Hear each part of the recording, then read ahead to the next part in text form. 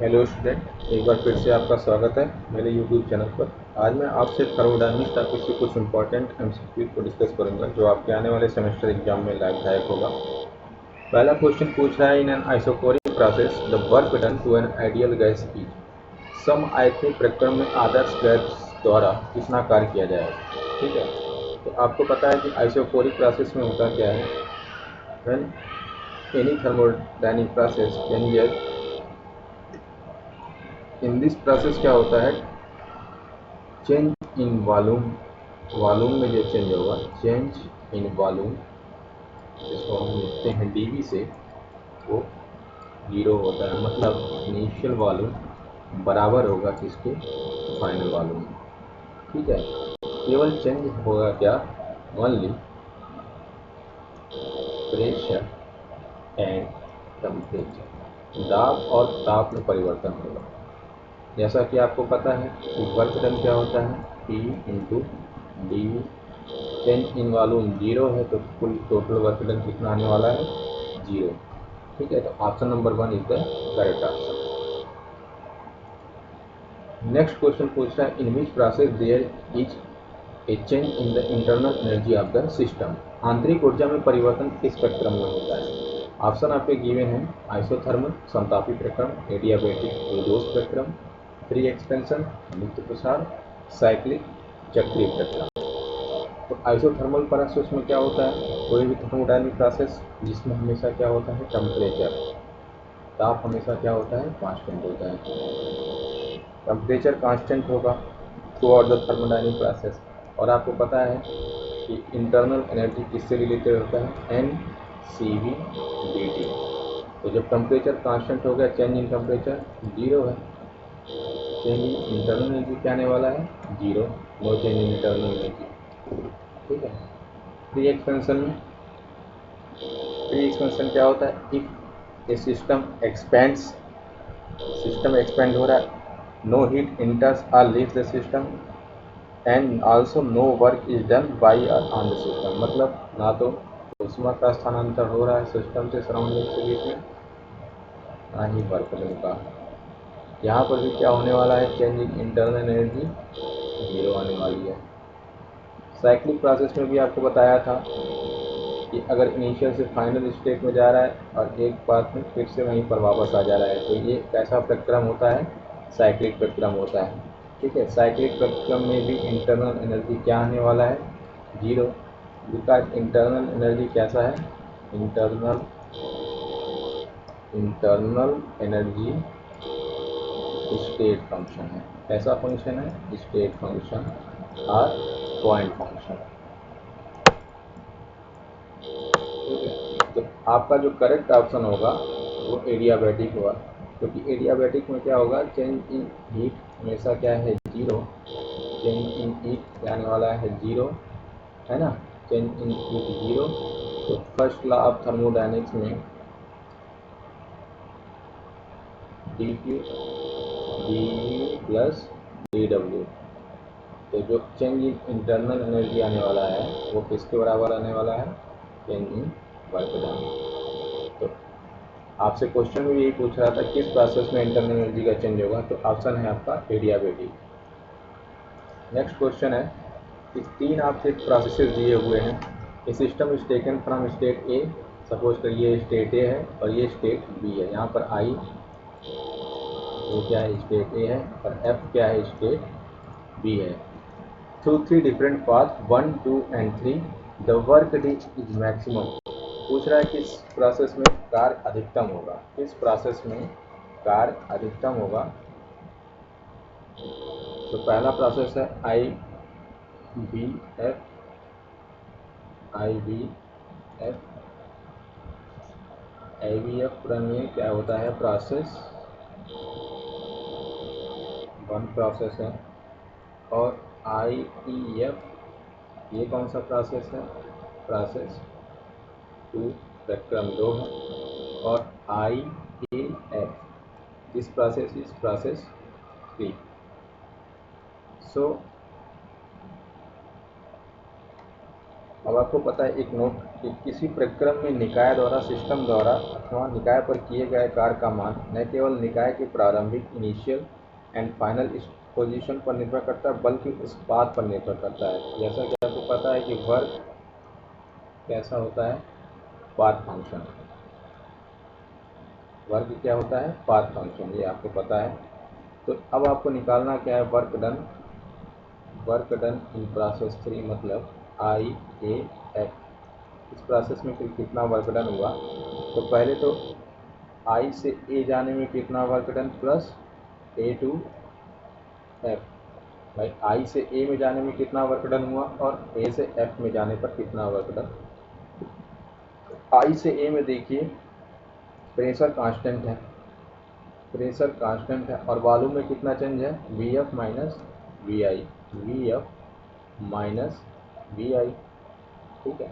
और ए से एफ, ए से एफ में आपका वॉल्यूम कांस्टेंट है तो मतलब सेम वर्क डन क्या हो जाएगा, जीरो। तो प्रेशर क्या निकल के आएगा, वर्क डन क्या निकल जाएगा, P into P F minus V I. और एक चीज़ और आपको पता है कि इसके अंदर का एरिया, ये एरिया कितना इनक्लोज होता है, ठीक है।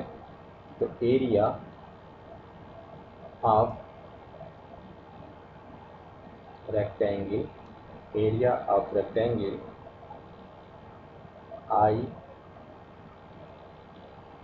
ए, इसको अगर हम मान लें डी और ये इसको मान लें सी, तो area I A D C, ठीक है।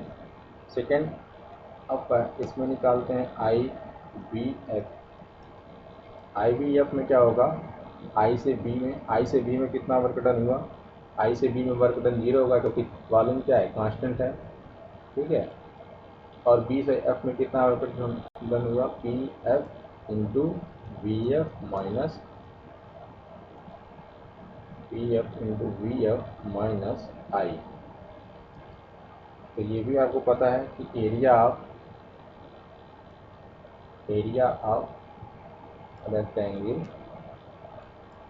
बी एफ डी सी, ठीक है। और आपको दिख रहा है कि एरिया किसका बड़ा है, area rectangle B F D C का बड़ा है, किससे है, ग्रेटर देन है area I A D C. मतलब जो वर्क डन निकल कर आएगा वो इस प्रोसेस में ज़्यादा होगा, पहले प्रोसेस में, प्रोसेस 1 में वर्क डन ज़्यादा होगा compare to process 2 and 3, and 2 में किसका होगा, इन दोनों के बीच में होगा, ठीक है, 1 और 3 के बीच में होगा प्रोसेस 2 में। तो maximum work is done when we goes from process 1, तो इसमें अधिकतम कार्य क्या होगा, प्रोसेस 1 में। Option number 1 is the correct option. Next question पूछ रहा है कि जब work done in A cycle is given by area enclosed by the cycle on the PV diagram. तो साइक्लिक प्रोसेस में हमने बताया भी था कि साइक्लिक प्रोसेस में आपका अगर कोई पी वर्सेस वी कर्व है और एक पाथ ए, ठीक है, ये है, और इनिशियल से फाइनल स्टेट में, ठीक है, प्रोसेस ए से सी में बी पाथ फॉलो करे और ये पाथ फॉलो कर रहा है, ठीक है। तो चक्रीय प्रक्रम हमने बताया भी था कि एरिया, इसका वर्कक्रम क्या हो गया, area enclose by the close कर A B C D A. इस क्लोज कर्व के अंदर जितना भी एरिया हो उस वही क्या हो जाता है, वर्क डन। तो ये पूछ रहा है कि किसी चक्रीय प्रक्रम में कृत कार्य पीवी डायग्राम में चक्र के क्षेत्रफल के समान होता है, तो ये ऑलवेज ट्रू होगा, ठीक है। First option is the correct option. Next question पूछ रहा है कि if a system undergoes contraction of volume then the work done by the system. यदि निकाय के आयतन में कमी होती है तब निकाय द्वारा कृत कार्य, पहला ऑप्शन है पॉजिटिव होगा, सकारात्मक, बी नेगेटिव नकारात्मक, सी नेगेटिव नगण्य, या जीरो। तो क्वेश्चन में पूछ रहा है कि if a system undergoes contraction of volume, मतलब फाइनल वॉल्यूम क्या है, लेस देन इनिशियल वॉल्यूम है, ठीक है।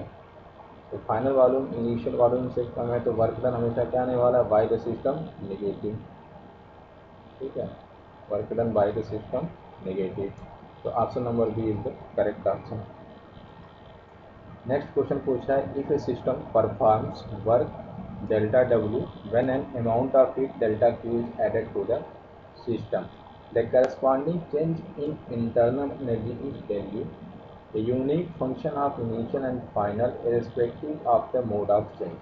यदि निकाय में डेल्टा डब्ल्यू उष्मा दी जाती है ना, तब निकाय द्वारा यहाँ पर डेल्टा क्यू होगा, डेल्टा क्यू उष्मा दी जाती है तब निकाय द्वारा डेल्टा डब्ल्यू कार्य होता है। तो इससे संगत आंतरिक ऊर्जा में डेल्टा क्यू परिवर्तन होता है। परिवर्तन के किसी भी प्रकार की प्रारंभ और अंतिम स्थिति पर निर्भर करेगा। तो आपको पता है कि इंटरनल एनर्जी जो आंतरिक ऊर्जा होती है, आंतरिक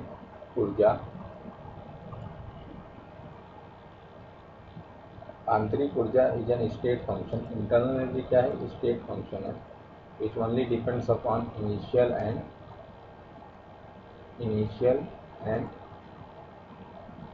फाइनल स्टेट, ठीक है, depends upon initial and final state. तो आपका ऑप्शन क्या है, देन जो option number A is the correct option. Next question है, the equivalence of two systems in thermal equilibrium is represented by. दो निकायों का तापीय साम्य दर्शाया जाता है। ये पूछ लिया आपके कहाँ से, जीरोथ लॉ से, जीरोथ लॉ ऑफ थर्मोडायनेमिक्स। तो zeroth law of thermodynamics concept देता है कंसेप्ट ऑफ टेम्परेचर। सब मैंने ये सारे क्वेश्चन आपको क्लास में बता दिए हैं। Concept of temperature, temperature is the option number first is the correct option. Next question पूछा है न्यूमेरिकल से कि a polyatomic gas at pressure P is compressed to 1/8 of initial volume adiabatically, then the pressure will change to बहुपरमाणिक gas जिसमें gamma दिया हुआ है 4/3। प्रारंभिक आयतन को 1/8 दोष प्रक्रम से किया जाता है, दाब में परिवर्तन होगा। तो आपको पता है कि एडियाबेटिक प्रोसेस में जो पीवी इक्वेशन होता है, पीवी गामा बराबर कांस्टेंट है ना, इसको हम ऐसे भी ले सकते हैं, P1 V1 गामा बराबर P2 V2 constant gamma. Initial pressure आपका है जो प्रारंभिक दाब दिया हुआ है, इनिशियल प्रेशर वो है आपका P, और इनिशियल वॉल्यूम V मान लीजिए। तो फाइनल वॉल्यूम क्या है, 1/8 ऑफ इनिशियल वॉल्यूम मतलब V/8। तो P1 की जगह P रख दीजिए, V की जगह V ही रहने दीजिए, है ना, और इसको आप 4/3, गामा की वैल्यू दिया हुआ है 4/3। तो आपसे फाइनल प्रेशर पूछ रहा है, V2 की जगह आप V/8 इंटू 4/3। जब आप इसको सॉल्व करोगे तो P2 का जो मान आने वाला है वो 16 टाइम्स P, ठीक है। तो फाइनल प्रेशर क्या हो जाएगा, 16 टाइम्स 16 गुना इनिशियल प्रेशर के। तो ऑप्शन नंबर इसमें है, आंसर यही होगा 16 P। नेक्स्ट क्वेश्चन है कि the curve shown on PV diagram. 4 curve दिए हुए हैं पीवी ग्राफ पर। पहला कर्व ये है 1, 2 एंड 3। तो देखिए पहला कर्व, इस कर्व में आपको दिख रहा है, इस कर्व में आपको दिख रहा है कि यहाँ पर पैरेलल टू पी एक्सिस, पहला कर्व जो आपका बता रहा है कि इसमें आपका वॉल्यूम कांस्टेंट है। जब भी आपका वॉल्यूम कांस्टेंट होता है तो उस प्रोसेस को क्या बोलते हैं, आइसोकोरिक प्रोसेस, समआयतनिक प्रोसेस। इस आप प्रोसेस नंबर 2 में देखेंगे कि वॉल्यूम में तो चेंज हो रहा है, बट प्रेशर क्या है, पैरेलल टू बी एक्सिस, जो कि हमेशा कांस्टेंट बना हुआ है। तो इस प्रोसेस को क्या बोलते हैं, isobaric process. Process number 3 and process number 4 Process number 3 isothermal and process number 4 is adiabatic. ठीक है, थोड़ा सा स्लोप एडियाबेटिक का स्टीपी होता है कंपेयर टू द आइसोथर्मल। तो ऑप्शन नंबर कौन सा मिल रहा है? Option number A is the correct option. Okay,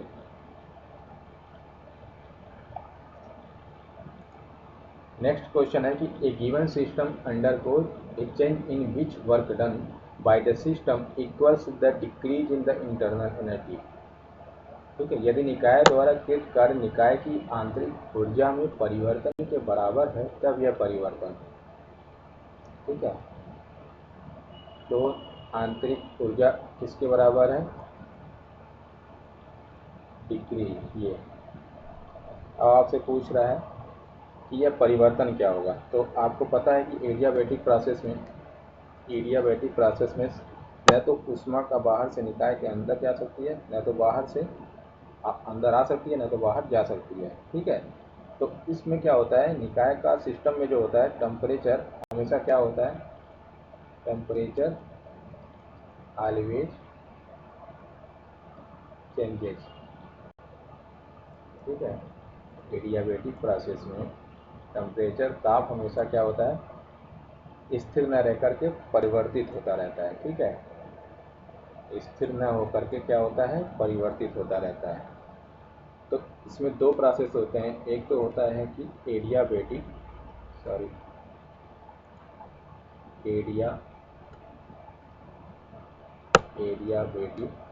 compression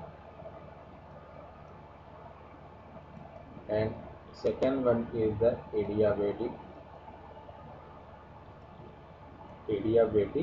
expansion। Adiabatic compression में क्या होता है? जैसे कंप्रेशन वॉल्यूम, इनिशियल वॉल्यूम क्या होगा? ज़्यादा होगा फाइनल वॉल्यूम से, तो वर्क डन क्या होगा इसमें? नेगेटिव। ठीक है, तो चेंज इन वर्क डन क्या होगा? तो इंटरनल एनर्जी में क्या होगा? Increment in the internal energy. तो इंक्रीमेंट मतलब कि टेम्परेचर भी इसका क्या होगा? बढ़ेगा। ठीक है, टेम्परेचर भी क्या होगा? बढ़ेगा एडियाबेटिक कंप्रेशन में, मतलब work done on the system पर वर्क डन किया जाएगा। और एडियाबेटिक एक्सपेंशन में क्या होगा? Work done by the system. ये दोनों इंपॉर्टेंट चीज़ें हैं, इसको आपको समझना है कैसे है work done by the system. Expansion में work done by the system होगा, क्योंकि यहाँ पर dW जो चेंज इन वर्क डन है वो पॉजिटिव आएगा, और इंटरनल एनर्जी में इसमें कमी होगी और टेम्परेचर में भी कमी होगी। दो कंप्रेशन है, एडियाबेटिक कंप्रेशन में टेम्परेचर हमेशा बढ़ेगा और एक्सपेंशन में क्या होगा? कूलिंग, टेम्परेचर डाउन मतलब कूलिंग। ठीक है, जैसे आपको पता है कि आंतरिक ऊर्जा में जब कमी होगी तो गैस का ताप क्या हो जाएगा? कम हो जाएगा, गिर जाएगा, कूलिंग हो जाएगी। और आंतरिक ऊर्जा में वृद्धि होगी तब गैस का टेम्परेचर क्या हो जाएगा? बढ़ जाएगा। तो पहला क्या है? रुद्धोष्म संपीड़न, और इसके क्या है? रुद्धोष्म स्पेक्ट्रम में एक्सपेंशन जब होता है। ठीक है, तो ऑप्शन नंबर इसका जो ऑप्शन है रुद्धोष्म परिवर्तन। नेक्स्ट क्वेश्चन है isotherm on PS diagram. PS diagram में आपको पता है ये टेम्परेचर और एंट्रोपी के बीच का जो कर्व होता है, इंडिकेटर डायग्राम जो भी हम करते हैं। पूछ रहा है कि आइसोथर्म टेम्परेचर किसमें, मतलब पैरेलल टू, है ना, parallel to x axis, parallel to x axis. Temperature इसी में तो कांस्टेंट है, वैसे इसको क्या कहते हैं? Isothermal parallel to T axis. Temperature हमेशा क्या हुआ है? कांस्टेंट बना हुआ है। वहीं एडियाबेटिक में क्या होगा? इस तरीके से होगा। ठीक है, पैरेलल टू टी एक्सिस। ये कर्व कौन सा होगा? जब आपका एडियाबेटिक स्पेक्ट्रम में, एडियाबेटिक प्रोसेस में पीएस डायग्राम में जब एडियाबेटिक होगा तो इस तरीके से बनाएंगे, और जब आइसोथर्मल होगा parallel to S axis. Okay, आज के लिए इतना ही। तो आप सभी क्वेश्चन इसको तैयार रखेंगे। मिलते हैं कुछ नए क्वेश्चन अगले वीडियो में। Thank you.